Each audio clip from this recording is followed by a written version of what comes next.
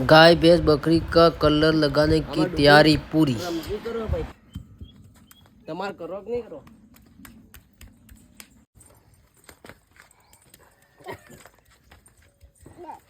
असली उत्सव त्योहार में तो आप सबको बधाई दिवाली नहीं।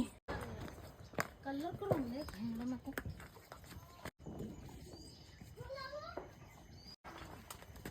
बोला